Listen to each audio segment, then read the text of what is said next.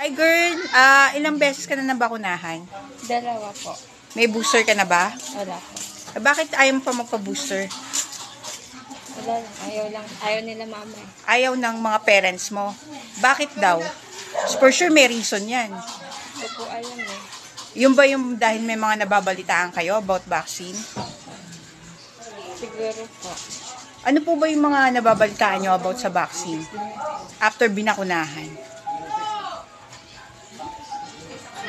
Ano po kasi after ng second dose, sabi nila okay na daw yun. Kahit daw hindi na magpa-booster. Ba't hindi kayo nagtataka kailangan pa ng booster kahit fully dose na? Wala naman effect eh. Walang effect, ganon. Pero ano nangyari sa'yo after ng second dose mo? Wala, yung first dose lang po nilagnat ako. Tapos yung second dose wala naman ako. Anong brand ba yon? Pfizer po. Pfizer? Pero alam nyo, aware kayo na experimental ang vaccine?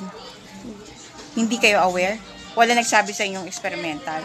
Di ba nag-aaral ka ng science? When you say experimental, anong pagkakaintindi mo? Ano po, parang ano lang siya.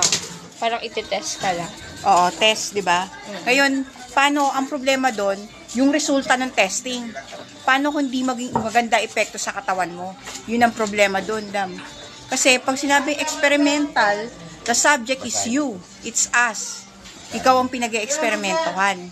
So parang isusugal mo ang iyong buhay para dyan sa eksperimento na yan.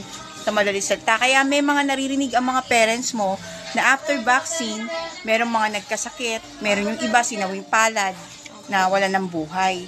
Yun siguro ang main reason kaya hanggang ngayon hindi ka pinapabooster. Which is right naman. So baka pwede ka pa naman ma-detox eh. Don't lose the chance, the hope na baka ma-detox ka pa. Hagar na. Oo. Ito meron kaming babasahin dito. Ito yung Munas Lagas yan. Pakita mo sa kanya. Ito nga Pinas Lagas. Ito ang mga nagkakabibiktima sa mga tungkol sa bakuna. Kaya kami naman, andito kami nag-i-interview sa mga tao na gusto magpa-interview para sa mga naturukan. Wala naman ito sa pilitan. Kundi ang ating pinapahayag ang katotohanan. Kasi katawan natin ang gine-eksperimentuhan. Karapatan natin tumanggi, gamitin natin. Bali ito, Miso, nakakompile yan. Yung mga namatay sa bakuna.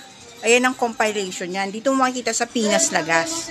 Ayan, ma'am. Ayan na, Nisa. Thank you sa statement mo, ha.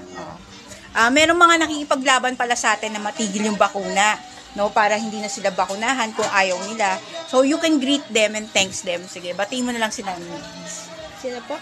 Yung mga nakikipaglaban sa atin para sa karapatang pantao natin sa Senado.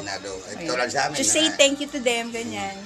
Pasalamat ka lang. Sabi mo ay magkapasalamat kami sa nagkikipaglaban doon sa Senado bilang katotohanan. Yun lang, miss. Thank you po sa mga nakikipaglaban sa Senado para po sa karapatan naming mga Thank you, Iha. Salamat ha for the strong statement. Thank you, Ray.